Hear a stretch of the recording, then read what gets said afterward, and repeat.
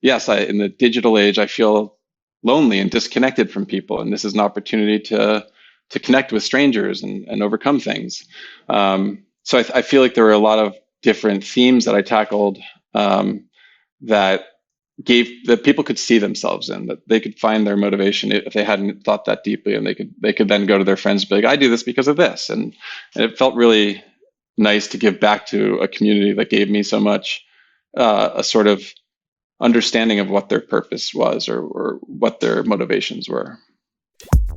No whining. No quitting. Overcome. No excuses. Community. Teamwork. Tough Mudder. Tougher together. No excuses. Hey, to all my Mudder family, OCR brothers and sisters, and to you listening to this podcast right now. You my peeps also. We do share this world together.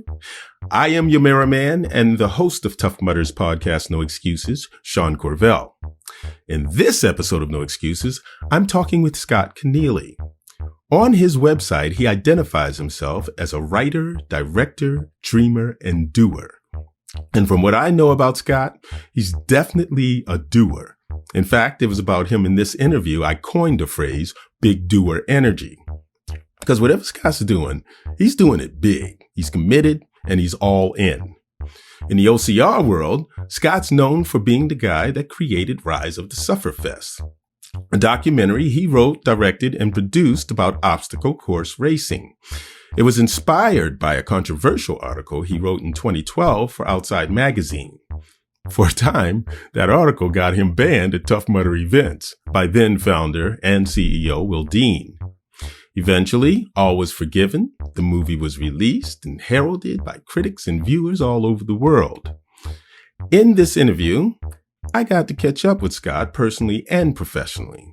And he reveals to me his latest endeavor to create the ultimate OCR event. And it does sound awesome. Big Doer Energy awesome. Here's my conversation with Scott Keneally on No Excuses.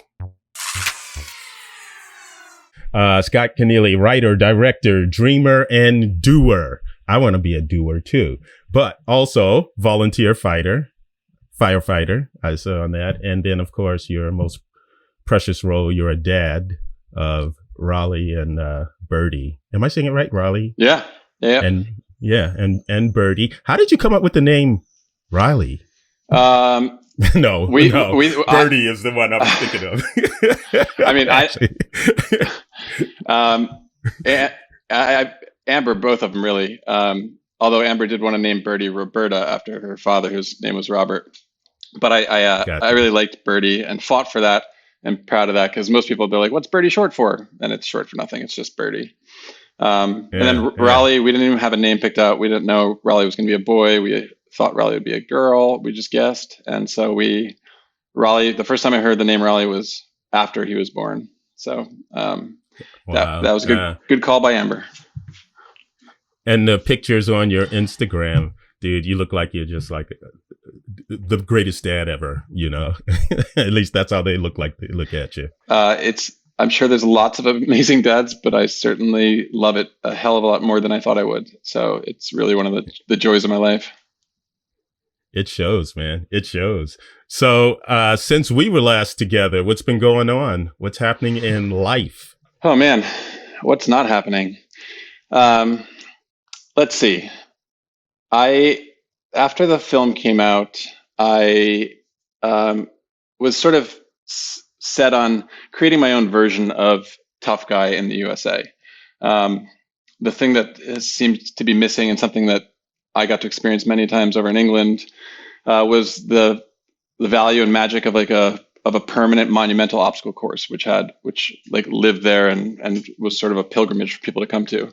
And the mud runners in the US who have not been over to Tough Guy, haven't really had that opportunity. So I set about trying to find a location for that and partners to do it, and spent pretty much 2.5 years, or 3 years even, developing this idea for, initially it was going to be called the Suffer Club. My first partners in this venture were the people who owned Camp Woodward in Pennsylvania. And then I jumped ship to Summit Powder Mountain, which is in Utah. And while I was developing this idea for them, they were looking for an attraction to bring people, during the summer to this awesome ski resort in Utah. They were like, if it's going to be permanent, we have a certain aesthetic here. Could you make these things arty? And so I started developing really hardcore and really was passionate about the idea of a new sort of offering within this space, like art meets, like, imagine like Tough Mudder meets Burning Man. So a psychedelic Sufferfest, if you will, featuring monumental art as obstacles, like things you'd see at Burning Man, but have the functionality and the physical challenges of, an obstacle at one of our races. But also like a night race where you could, use surreal lighting design and music would be like a score as you go through. And that sort of idea, a few years back, I brought a bunch of buddies after the movie came out to do Tough Mudder in Tahoe. And that race got moved to Sacramento, just some park, and it was pretty uninspiring. I love the Tahoe races. The mountain races are just so phenomenal and so beautiful. And I was really disappointed to be doing this event with these buddies of mine. It was all their first time. I made Rise of the Sausage Fest t-shirts, just a dude's weekend, and just took the movie logo and added sausage instead of suffer. And on that course, though, like an ATV or a mule came by that was blasting music. And I remember this jolt of energy I got and started running faster just so I could keep up with the music. It was just people from Tough Mudder who were working, like getting from, one place to the other, and they're blasting music out of boombox in the back. And I just thought, like, man, how cool would it be to have like music throughout the course? So in my vision for this, I call it Other Side Sonoma. So I found a land partner here in Sonoma County, in Francis Ford Coppola. He has a winery and some land nearby. And the idea was to create a permanent interactive art park that would host, a couple times a year, a surreal Sufferfest, which would again be like, let's say like a 5-mile course with like 20 art obstacles, sound design, ideally by like Trent Reznor, who scores it. So moments of fear, you can amplify; moments of triumph, things that involve teamwork. There would be like a giant skull that you could have a psychedelic mirror maze inside. So I still have, so cut to February of 2020, I had been targeting the CEO, co-founder of Meow Wolf, this immersive art company, which has raised like it's like $1 billion venture at this point. They have permanent location-based art installations in Las Vegas and Santa Fe and Denver. So I'd met with one of the execs from there, pitched him this idea, and he was so about it. And he wanted to help out and come aboard, help me raise the millions of dollars it would take to get this thing off the ground.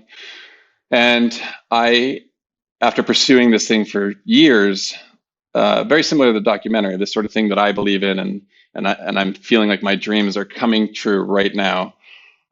He had planned to come out to Sonoma County to meet with the CEO of the family Coppola in April. I was just so elated and felt so validated for having this crazy dream, putting everything I had into it. And after this meeting in Los Angeles, I went to my car and called Amber, and started crying.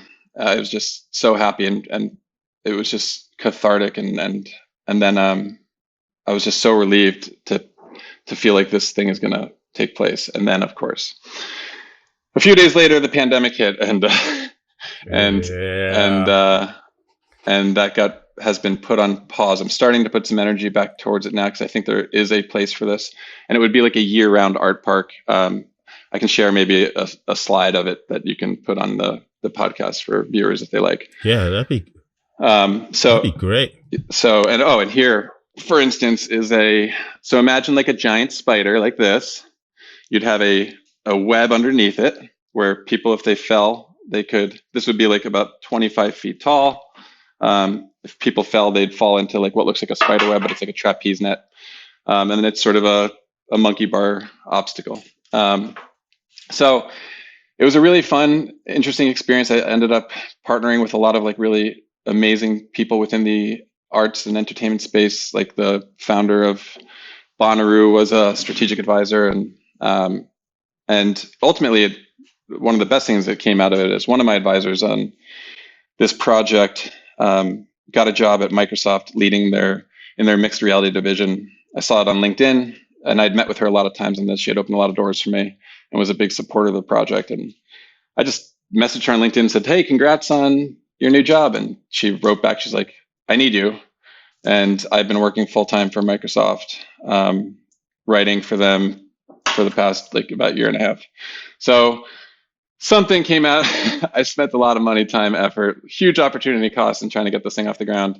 But it did land me my first full-time job of my entire life. So there's something to that. Yeah.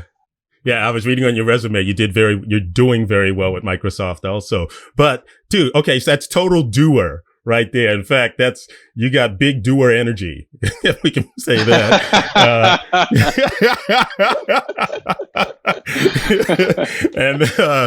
But you've always been like that, Scott. Ever since I met you, when I first met you, you've had that feeling about you, bigger than life.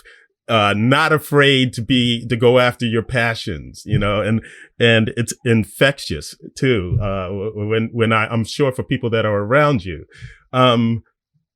dude, it's going to happen, right? Yes, this is going to happen. This is awesome. Thanks. Yes. Yes. That is so awesome, man. And just the way you think, I mean, I've thought of like, oh, how could you make these, OCRs better? Bigger, that thing that we love about OCRs. How can we keep that, maintain that camaraderie and the community of it, but also have the pageantry of it, and make it fun.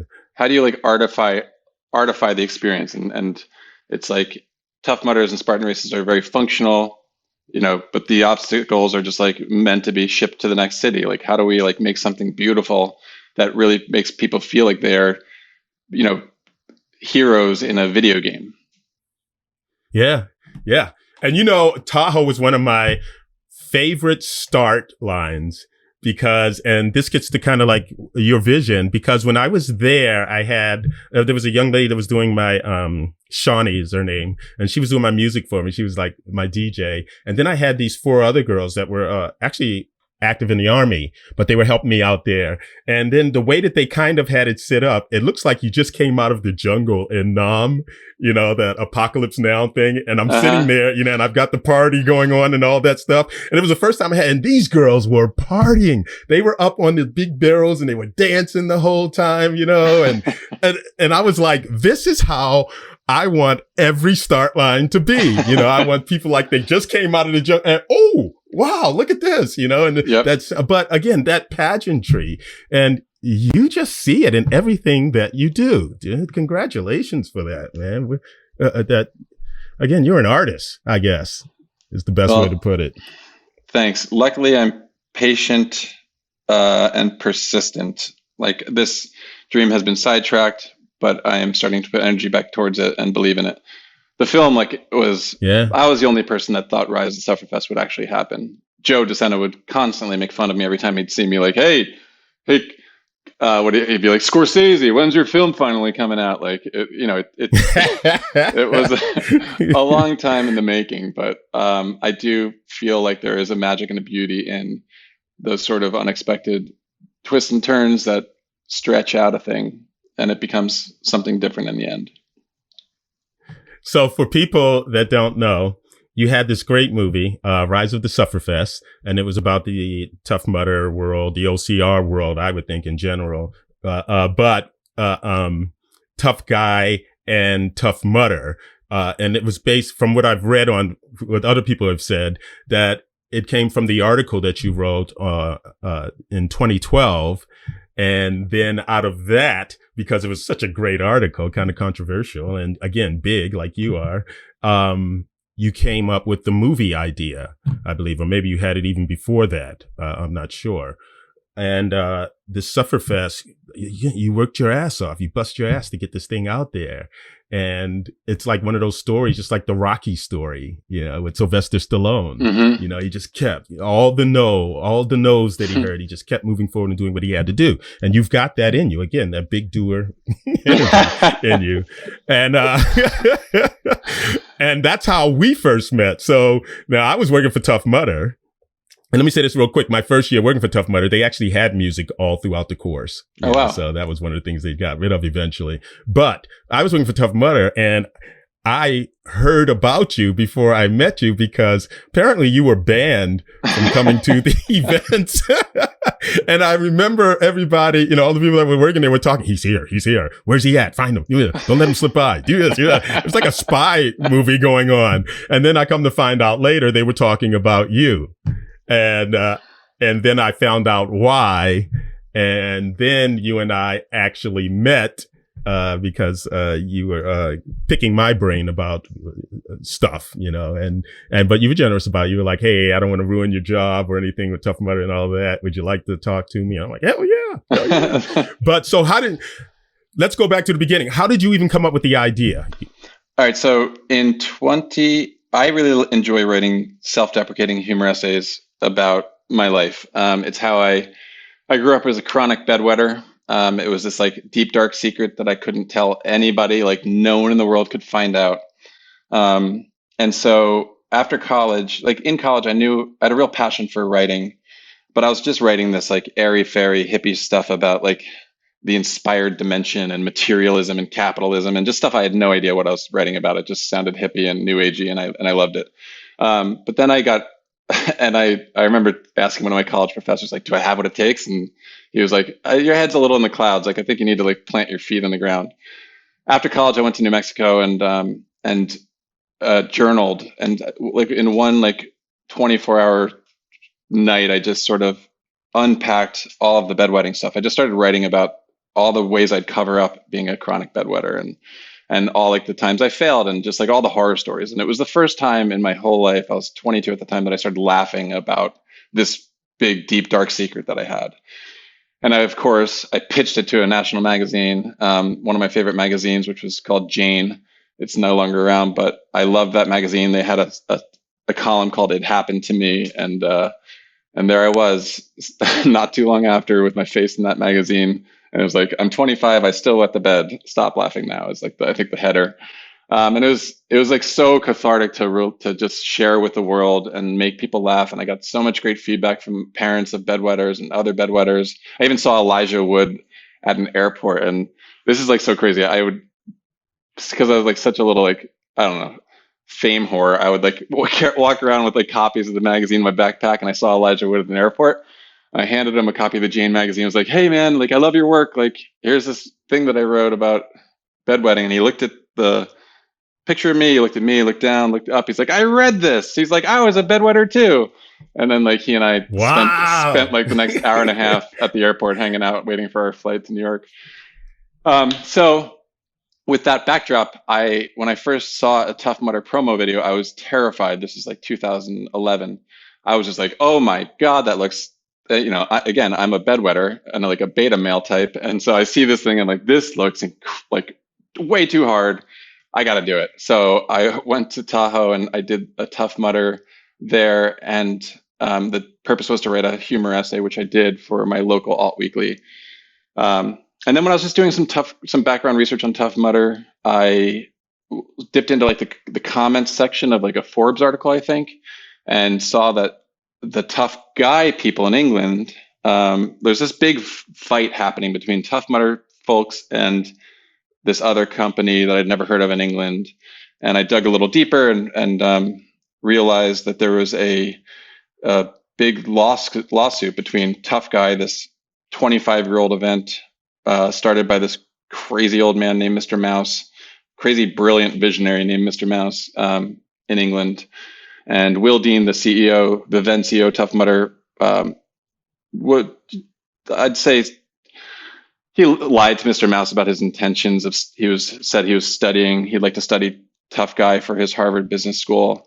And this is around the time the Social Network came out. So Will essentially gained the trust of Mr. Mouse, who opened up his books and basically lifted the hood to Tough Guy. And Will took that information and secretly, behind Mr. Mouse's back, started Tough Mudder, even though he had signed like a non-disclosure agreement, and it was just really unethical and shady. And so when I saw that, the part of me that likes to defend the underdog was triggered, and I gained Mr. Mouse's trust. He ended up sending me a lot of the court documents, and then I pitched Outside Magazine a story about the scandalous origins of Tough Mudder. And that ended up being a cover story that came out, I think, in November of 2012. I sent it to 60 Minutes. They picked it up and did a segment called Races from Hell. And then they also flew me out to England, where I got a chance to do Tough Guy for the first time and meet Mr. Mouse. And that man was so fascinating. I was like, I need to make a movie about him because he's difficult to understand. He just talks. He's very verbose and goes in these long, detailed stories that you're like, where is this coming to? But he'll always tie it back in the end. It always ties back in the end. But I was just so fascinated by this guy. Like it's just, he's really one of the more exceptional, some man ahead of his time. He was in this space for the right reasons, like just to like really teach people about themselves and the values that Tough Guy and Mr. Mouse stood for. I really wanted to celebrate. So I just got into this, I started pursuing telling a story about Mr. Mouse and in film. And then in talking to certain friends, like the story just became bigger. It was like, well, why? I wanted Mr. Mouse to be the backdrop, but I also wanted to say something about modern life. Like, what are the things that are happening today that are making millions of people like who never expected themselves to be crawling under barbed wire, getting muddy, or, scrambling through a tear gas chamber. Like, why are they doing that? So it was a really ambitious project. It was one of the most fulfilling things I've ever done, one of the things I'm most proud of. And I think, so essentially, like, why is the Sufferfest? Why like millions of people are paying $200 on weekends to torture themselves? It follows my personal journey from as a like sort of humorous journalist who does a Tough Mudder. I got completely sucked in at that first Tahoe finish line, just standing there, looking at the wires, seeing all these men collapsing all around me, and women screaming bloody murder. And I'm just like, I can't believe I'm going to run through this right now.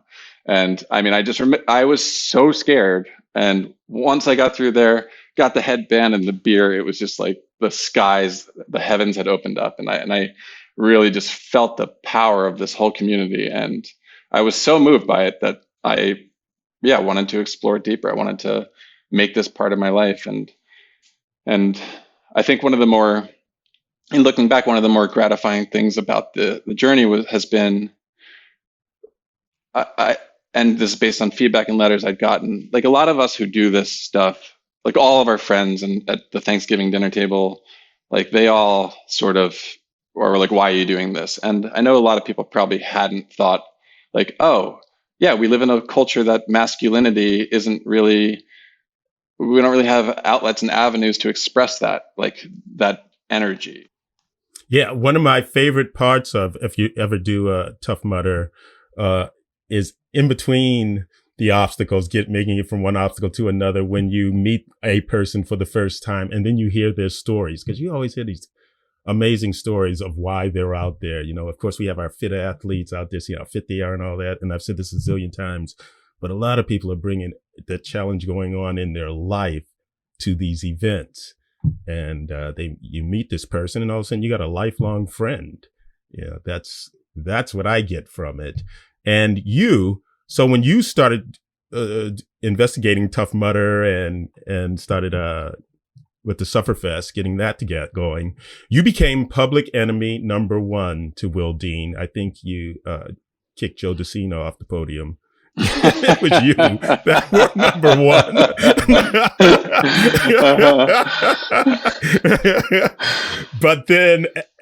But then to me, it looked like as he saw that this Sufferfest, the documentary was going to happen and more people were invested in it, almost he came back into the fold. How did that happen? Well, I had to so Tough Mudder completely blocked me from doing this. Will was understandably, I would be embarrassed if I were Will, and this story about this shady thing that I did. And Will, if you're watching or listening to this, that was shady. I would prefer that it just got swept under the rug. Like Mr. Mouse wasn't technically supposed to be able to talk about it. And so they had settled. Will Dean paid about $750,000. Tough Mudder paid out. And they went on their way. And I'm sure Will would have preferred that there wasn't this like asterisk or this, other outlets picked up on my story, like the Boston Globe did a feature about it. And it's almost like it constantly followed, like the truth that I helped unveil constantly followed them in media moving forward. And so I'm sure Will was really unhappy about that. So I felt like persona non grata. They didn't want to cooperate and let me use any footage or logo or shoot anything. And they were really blocking me for a while. And it took a while to convince them that this would be a good thing for them, that this movie isn't about the scandal. Like I already told that story, and it's this movie was really a celebration of this movement that in a lot of ways Tough Mudder popularized. For even though I have issues with how Will Dean went about creating this, I am so happy he did. Mr. Mouse wasn't going to be the man to bring this to the masses, and Will Dean was, and so for that I'm grateful, and so I think I gained the trust of people maybe like Alex Patterson, who was then I don't know if he was CMO, and I just let them know, like, look guys, I'm not going to burn you here. And once I got the trust, they started being helpful, and they were very helpful. They granted me rights to use footage. They helped source some footage. They let me interview you. You were awesome in it. And then Will also, it's funny, like towards the end of the film, I asked one more time to interview Will, and towards the end of all the shooting, and he finally said yes, if you meet me out in Las Vegas for World's Toughest Mudder. And so I immediately booked a flight, went out to World's Toughest Mudder to interview Will, and then, of course, as you do, I got sucked into like doing my first World's Toughest Mudder. It was not at all on my radar until a week and a half before the event, and I flew out there. I had no wetsuit. I just like borrowed one from someone, but I got a really good interview with Will, and I did my first of 2 World's Toughest Mudders, and it was one of the top 5 experiences of my whole life. Yeah. You mentioned Alex Patterson, another great guy. I love him. He's got that Big Doer energy also. Totally. And hey, you got permission to talk to me from them? I thought we were sneaking out. I thought we were being stealthy, man. I was like all like showing up with the trench coat and feeling like Watergate, or Muddygate or whatever you want to call it. Yeah. But cool. I'm glad too. I was very proud to be included, have a little bit in the documentary. For anybody that hasn't seen it, please go. And where can people see it now? Where can they go and see it? Amazon, you can rent it for like 99 cents. If you do, I would really appreciate a review, even if you don't like it. One of my joys is reading the 1-star reviews, but they're mostly really highly favorable. But I do like when people just rip me apart for whatever. Don't you focus on that? I mean, as a stand-up, that's always like that stand-up curse is like we could be killing in that room. And if there's one person that you're not getting, all of a sudden you focus on that person. How are you with criticism? The first, I'd say I was extremely nervous about even the prospect of being in the film. Initially, the vision for the film was just like a sort of Vice News, like we're covering this phenomenon. Here's talking heads. Here's what's happening. But because the film took so long to make, because there was this non-starter Kickstarter campaign along the way, because I reluctantly became a father during the process of making the film, all those things ended up becoming part of the storyline. So my initial vision of it, I wasn't a character in it, and it just became very clear once we were done shooting that my editor, Eric, he was like, you should be a part of it. My executive producer, the team was like, you need to be a part of this. So I was very nervous at the initial screenings, or initial screening to see how this would be received. And I was really pleased that it went well. I remember like the opening night in San Francisco, Amelia Boone and Tim Ferriss were sitting in front of me in the theater, and Tim was laughing the whole time. And I really respect him and like him. And afterwards, he said it was like he had high praise for it. And so the feedback I got was really rewarding, which allows me to look at the 1-star reviews. This movie's just about you. I don't like the narrator or whatever. Like, I can take that with a grain of salt. Yeah. I was reading on your website, you had the quote, I love big, fun, outside the box ideas like this one. I also love fucking with people. Where does that come from, Scott? I don't know. Childhood wounds. Were you abused as a child? Were you bullied in school? Yes, there was a time in my freshman year of high school. I went to an all-boy prep school, and it didn't really go well. I made the mistake. It's not really a mistake, but of sticking up for someone who was gay, and it didn't go over well with this like really elitist, preppy crowd of very entitled, smart kids, and I was essentially run out of that school. They every day it was like a 45-minute bus ride. There were days that I would have to get off the bus because they would be like peeing on napkins and throwing them at me at the front of the school bus, and I'd call my mom like crying, like. And it was one of those schools where 25% of the kids out of the 100 in each class go to like an Ivy League school, and I was so miserable. So I like fucking with people who deserve to be fucked with. I asked this of all my guests too, because I always like to go back to when, and we're touching on this a little bit, but I always do like to go back to where they were born, what life was like growing out, their journey to where they are now. So again, briefly, let's go back. Where were you born? What was life like growing up for you? I had a really great childhood in Central Jersey. Dad was a dentist. I assumed if I didn't become president of the United States, I would become a dentist with him.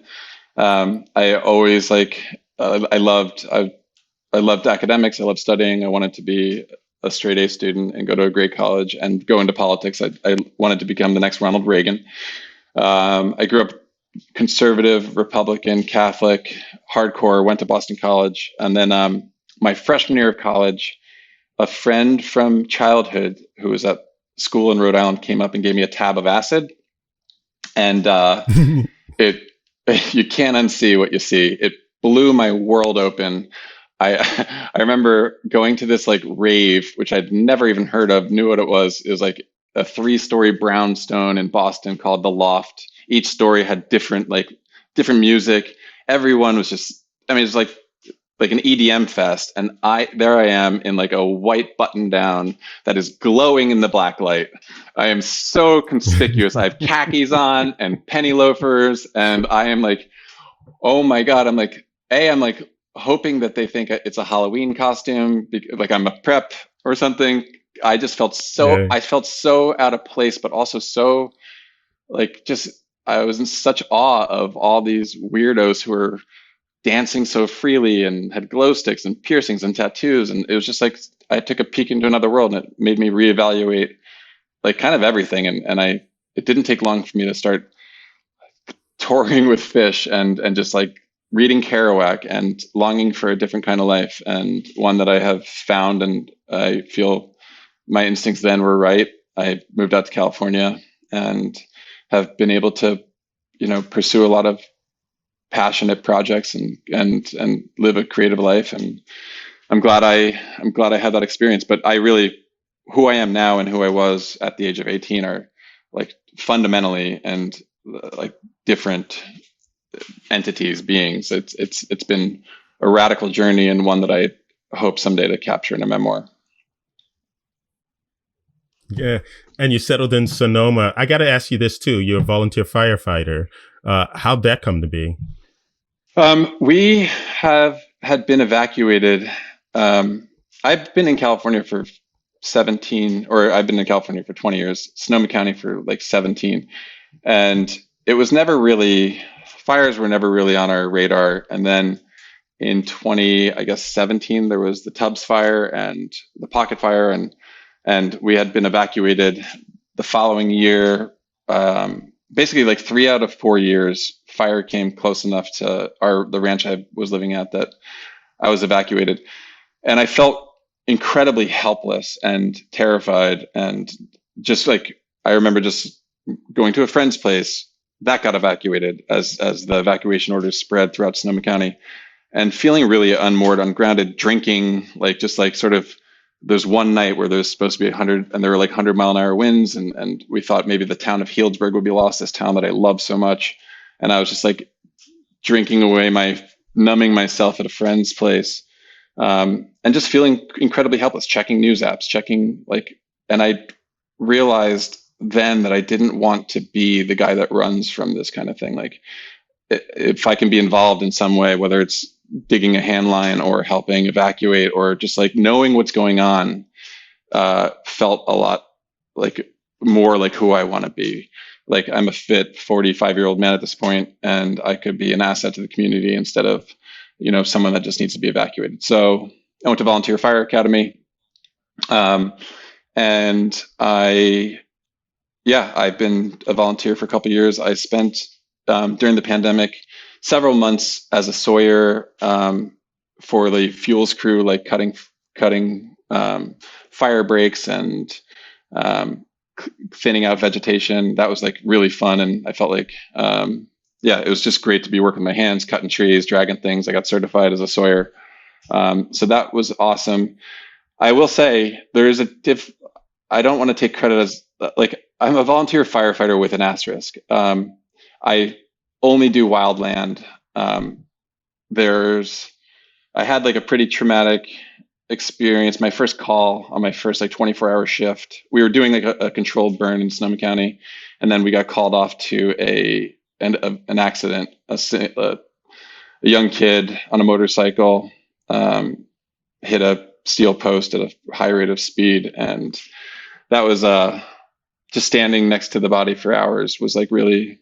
I just realized it's not what I got into it for. I got into it with a real passion for wildland stuff, and so major props to all the first responders who do respond to traffic accidents and who like do see like the most horrible of things. Like I have a lot of respect for the first responders who do respond to everything, and my passion is wildland, and that's what I want to focus on. So I'm on call for wildland stuff. We do trainings every Wednesday. We do controlled burns, prescribed burns, and I'm just sort of available and waiting and ready to be a community asset if and when the next firestorm hits Sonoma County.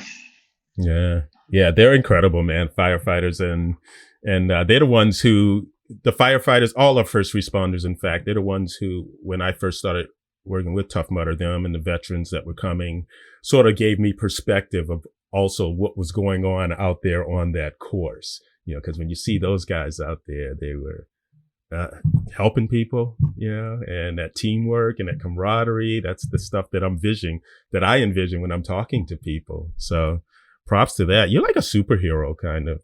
Okay, maybe not super, but you're like a hero,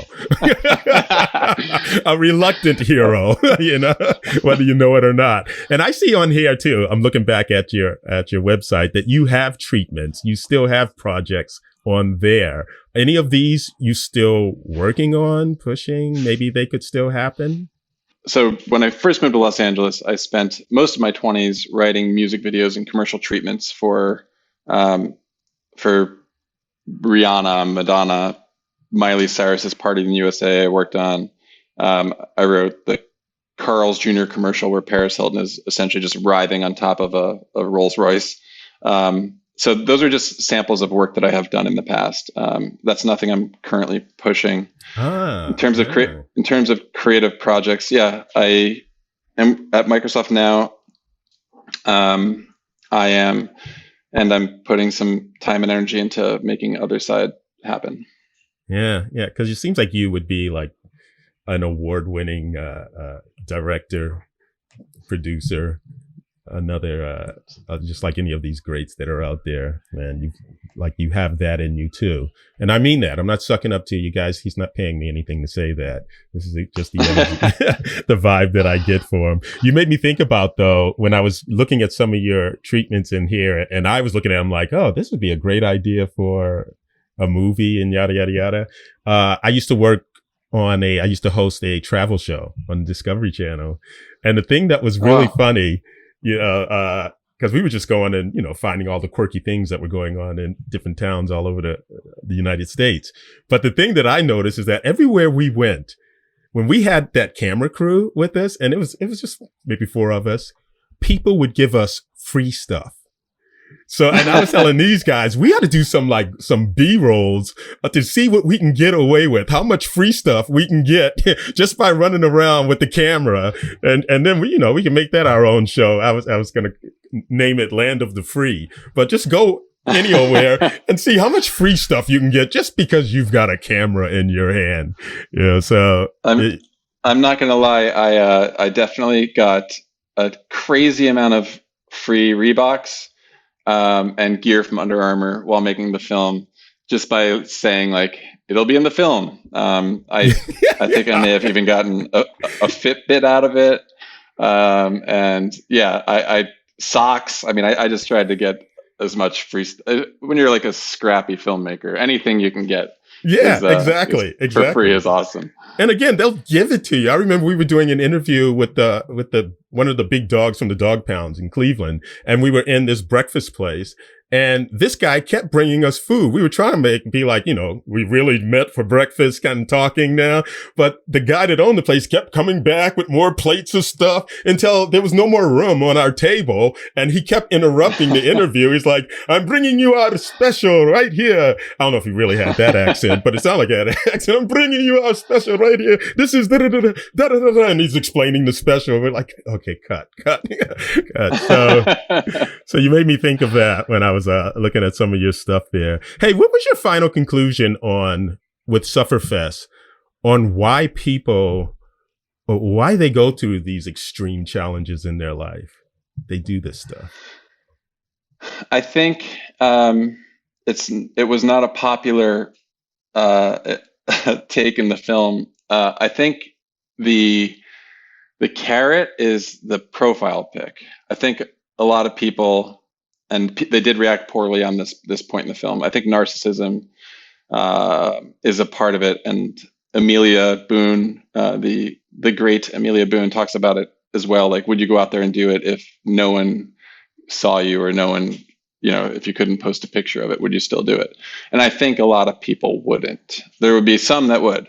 But I think what gets people coming back, and there are those people, it's like I may have, and you may go in for this like hero shot of you and this great story, but I think what a lot of people find is this community and this connection, and in a world like that is so divisive, it's really, and I really felt this during, just the climate we are all living in. It's a place, it feels like a sanctuary where I don't care who you voted for, and I deeply felt this during World's Toughest Mudder when I was, to get to 50 miles, I needed a lot of help from a lot of people who are also tapped out, who are giving it's an energy expenditure to lift me over a wall or pull me up over a wall, something I couldn't have done on my own. And so to be in this place where we're all just like in the mud, we're all have our own personal goals, politics aside, like it just felt like a very human, like empathetic experience. And so I think those types of connections and it's just so refreshing and rare in today's day and age. And so more than ever, like I feel like mud has the power, like this experience has the power to like change the world. I mean, if everyone did this, I feel like we would have deeper social connections and bonds and care more about each other. And because it's in that, it's like, I mean, when you're gassed out and you're just like scared because that wall looks really high, and you have these strangers who are like cheering you on or pulling you up or helping you out, it's love. It's this ultimate like, oh, I love you. And I think at the bottom, when you strip it all away, when you strip away the news channels and and just like all the media we're fed, and you just boil it down, like we're just all animals running around and with big hearts, and we want to connect, and we want to feel these things. So I think the emotions it brings up are why people are doing these things. Yeah. And you seem like to me, I feel like you're like a very active guy. I don't see you just sitting around doing nothing a lot. This project. So Scott, okay, so this time goes by so fast, as it always does when I get to talk to so many interesting people as you are. Definitely you got to have you back on here once you get this project up and rolling again. Dude, because I love the way it sounds. So, okay, so time for my fun questions. These are the questions I ask of all my guests. One was a quote that was passed down to me by one of our Legionnaires, a gentleman named Craig. I got to visit Craig in the hospital just before he passed away of cancer. He told me when he was diagnosed, he started living by this quote. It became a motto for him. I brought it back to the Mutters. And over the years, Mutter Nation made it so popular, it became a song by Darius Rucker. So I always like to ask my guests this question. You may have heard it before. When was the last time you did something for the first time? When was it? What was it? Let's see. Well, last week I returned from a 10-day road trip with my ex-wife Amber, my girlfriend Liv, and our kids. We drove to Idaho. So I think like that seems on my mind a lot, sort of navigating a divorce in a way that is really conscious and a strange situation, but Amber, who's in the documentary, and who is a best friend of mine and a wonderful mom, and we're still super close, and she's friends with my girlfriend Liv, and so I think to me that's a pretty extraordinary thing to go on a 19-hour road trip with the kids and spend a week up at a lake, and so I'd say it's tied between that and I've been going to this naked hot springs called Harbin Hot Springs up in Lake County, and getting comfortable like just with being a naked animal in the wild. So that's something that like getting rid of body shame and just like, hey world, here I am. Just gonna walk around this like resort naked. So those are two answers I don't think you were expecting, but no, they're both kind of first things. That's awesome. They're great answers. You can really have no wrong answer on that. So, and you look in great shape. So I don't know what you're talking about body shame. So, okay. My last question. Okay. You're out there doing your thing, active outside, in the brush, whatever you're doing. And you come across the lamp. You do what everybody does when they find a lamp. You wipe it off and out pops me, the genie in the lamp. Been in there for millions and trillions and zillions of years. So happy that you finally freed me. Scott, I'm not going to give you 3 wishes. I'm going to give you the ultimate gift. I am going to give you in this moment the ears of the world. Right now, the whole world stopped what it was doing and they're listening to you. In this moment, what do you say to the world, Scott? Stop burning carbon. Use renewable energy sources. Put everything you have into it, because I want a planet for my kids and their kids that is sustainable for life on Earth. And I think all these things that we're distracted by, at the end of the day, we're facing a really some really grim times if we don't take collective action immediately. So I think that's the most pressing issue. All the things, like obviously Roe versus Wade, all these things that like are very, very important, but at the end of the day, the most important thing is what's happening to Mother Earth, and we are not treating it right. And we need to set aside our personal, make some sacrifices for the greater good, all of us. Just what I would expect from a hero to say. So you proved my point. Man, this has been awesome catching up with you, bro. Thank you so much. And again, I got to get you back on here once you get that project moving even more forward. That's going to be awesome. Very awesome. Thank you for this. Absolutely, man. Great talking to you. You can find Tough Mudder on Facebook and Twitter. That will be at Tough Mudder, or on Instagram, also at Tough Mudder. Please remember you can find this podcast, No Excuses, on wherever you listen to podcasts. Guys, subscribe. Let me know what you like, what you're not liking, and I will be including you as much as possible and even more in the future. Inspirational. Be inspired. Inspire. No excuses. Motivational. Be motivated. Motivate. No excuses. No whining. No quitting. Overcome. No excuses. Community. Teamwork. Tough Mudder. Tougher together. No excuses.